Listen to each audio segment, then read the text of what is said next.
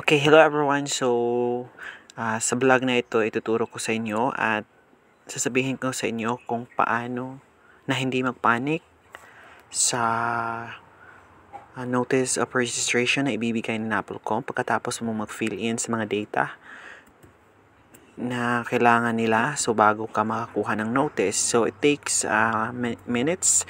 For me, it takes 3 minutes to complete the of waiting for the notice of registration na ibibigay nila na ganito ganyan, makita mo yan.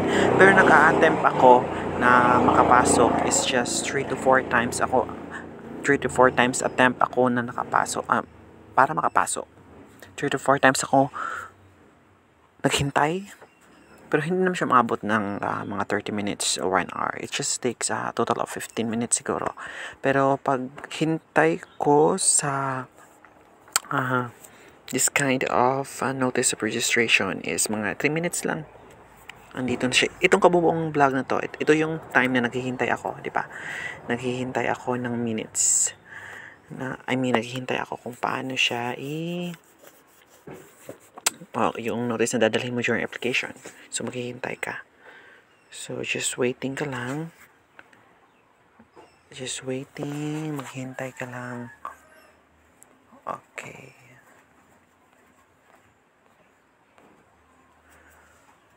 Maghihintay. Yan, naglalag siya. Kasi marami kayong pumapasok. Hindi lang ikaw mag-isa.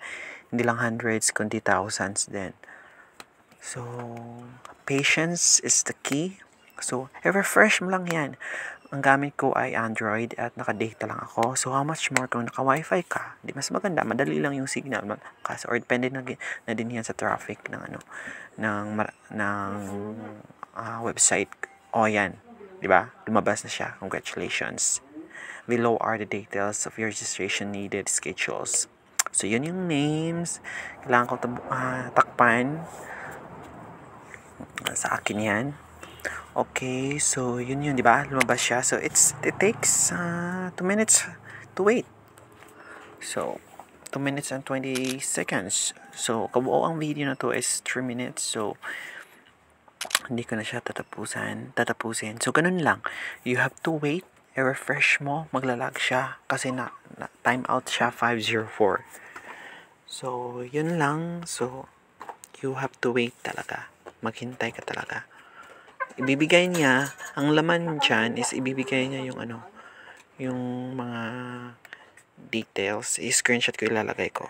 Kung ano yung dadalhin, ano yung mga initial requirements. So, just wait, i-screenshot ko, ibibigay ko.